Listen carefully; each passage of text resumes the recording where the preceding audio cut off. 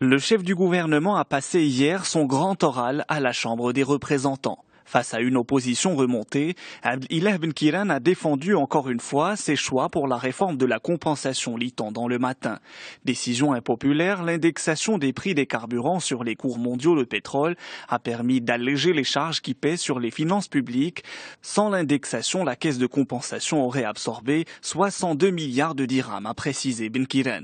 Le chef du gouvernement a annoncé que la prochaine étape pour son équipe sera la révision de la structure des tarifs, rapporte aujourd'hui le Maroc. Une révision qui va probablement aller vers la suppression de la structure actuelle. L'opération va se traduire, selon le numéro 1 de l'exécutif, par une nouvelle baisse des prix à la pompe, notamment pour le gasoil. Abdillahi Ben Kiran a également abordé le pouvoir d'achat qui reste, selon lui, intact. Si le gouvernement ne veut pas être alarmiste devant quelques indicateurs, les représentants de l'opposition fustigent la fuite en avant de l'exécutif dans le dossier et l'absence de toute démarche participative, constate les Échos. Le budget 2015 étant une de l'économiste qui parle d'une bataille des amendements, majorité et opposition s'affrontent dès aujourd'hui, écrit le quotidien.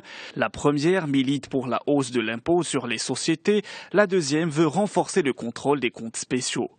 C'est une nouvelle qui défraie la chronique sportive. Le Maroc n'abritera pas la Coupe d'Afrique des Nations 2015 et ne prendra pas part à la 30e édition du plus grand événement sportif du continent.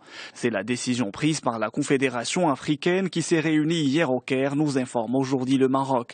Les spéculations au sujet des sanctions parlent de suspension de la participation de l'équipe nationale marocaine aux compétitions continentales pour une certaine durée, mais aussi de sanctions financières. Selon des sources médiatiques, le ministre égyptien des Sports aurait proposé que son pays accueille la compétition si aucune issue n'est trouvée avec le Maroc. La nouvelle phase de la lutte contre l'État islamique commence en Irak. L'Orient le jour nous apprend que les conseillers militaires américains ont pour la première fois été déployés dans la province irakienne d'Al-Anbar.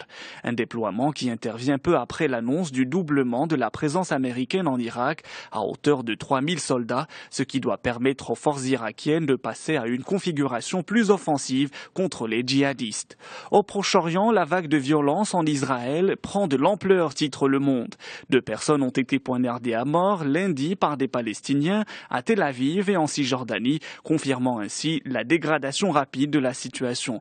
Le Premier ministre Benjamin Netanyahou a organisé dans la soirée une nouvelle réunion d'urgence des responsables de l'ordre public. Il a demandé la destruction des maisons des coupables, une mesure qui montre l'impuissance des autorités israéliennes à juguler cette vague de violence spontanée, écrit le quotidien. Feu de paille aux nouvelles intifadas, s'interroge le Figaro. Après 4 mois de violence presque ininterrompue dans les quartiers palestiniens de Jérusalem-Est, le gouvernement Benjamin Netanyahou ne peut plus éluder la question, constate le quotidien. Ces violences font craindre un nouveau soulèvement général palestinien.